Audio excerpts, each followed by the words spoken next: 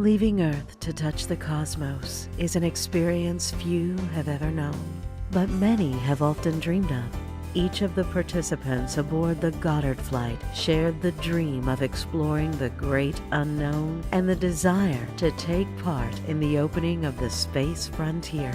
The Goddard flight is dedicated to each of them and pays tribute to their families and their loved ones.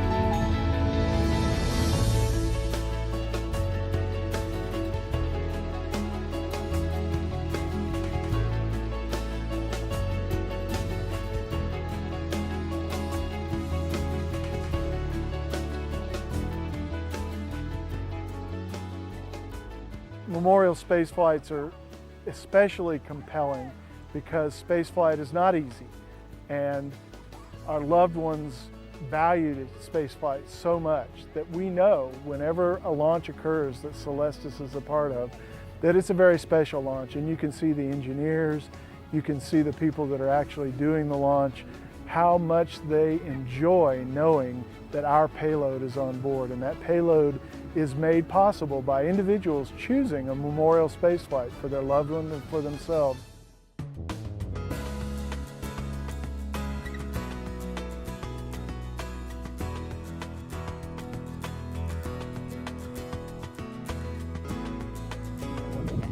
Okay, let's head on in and we'll go ahead and take a look and then head out to the pad. This is our launch control center, and this is what makes it go. Where Pat's sitting is where the launch controller, launch conductor will sit. He's sort of the final authority on what's going to happen. He calls it the dictatorship. So he will go through all of the different stations for final go or no-go checks, make sure everybody is where they need to be within the parameters for the wind. They did a tower alignment just a little while ago, and so we're all set. The payloads are obviously on the vehicle's on the rail. We're ready to go.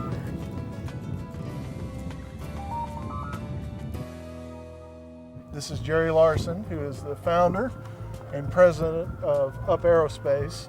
Had the vision to get started commercially in a way that I think is best, which is sort of building from the ground up, and has been very successful in building this from a hobby that he started out with to now he will fly missions for the government, for commercial vendors, for educational organizations, and I guess this is your 9th total mission? This will be the 9th mission. Out of this facility. So you're seeing the pioneer at Spaceport America here. I'll let Jerry tell you a little bit about the trajectory of the mission and the vehicle itself. Well, thanks, Charlie.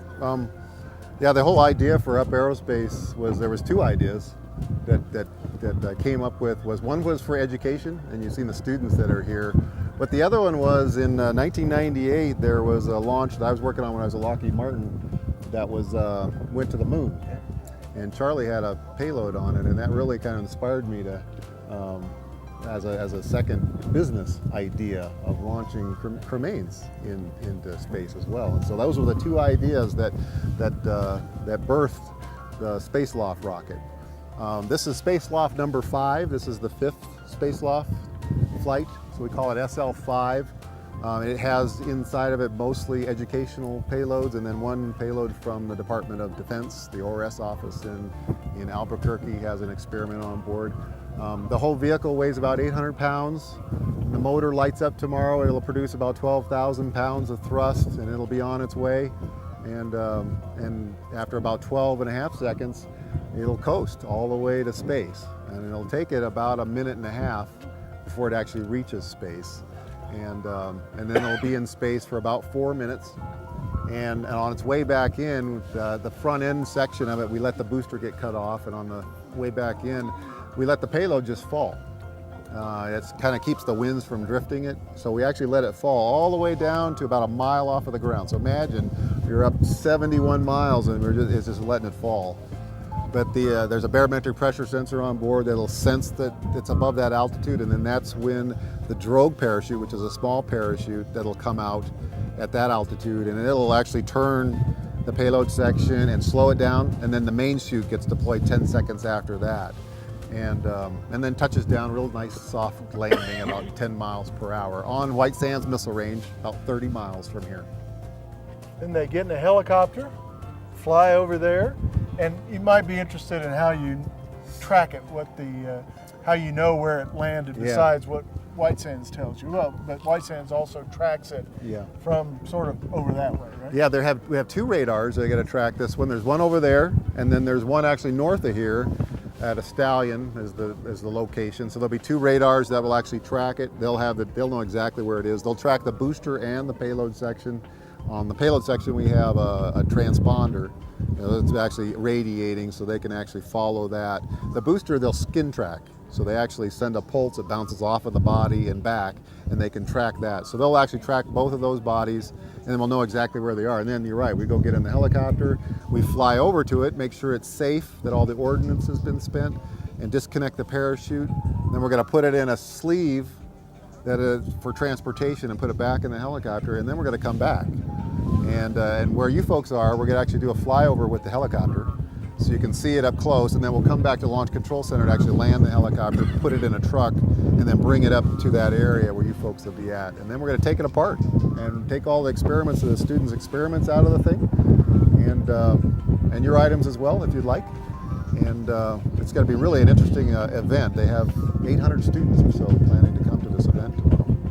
And it's, for Celestis, it's great that we're able to create a service that not only flies your loved one to space, but brings him or her back and gives you a little keepsake. And so you know that your father or your wife or your best friend has been to space, and you'll have a little document that certifies how high it went and when the launch was and what the vehicle was. And it makes it a really compelling memorial. And as we said in the Launch Control Center, I think one of the neatest aspects of this is that by doing this, you guys have helped the students be able to conduct their experiments.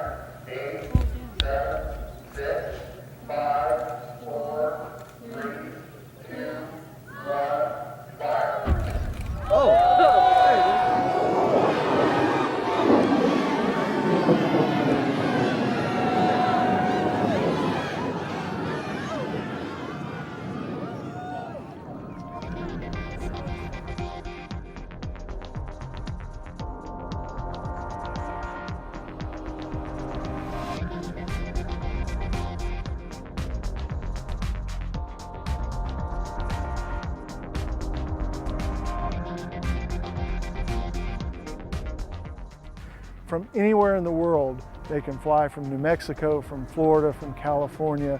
It's just a wonderful day, and we're very pleased to have been here in the New Mexico desert today for a successful launch. My nieces and nephews would enjoy having a little party, barbecue out in the backyard and say, there goes my crazy old uncle again, Right.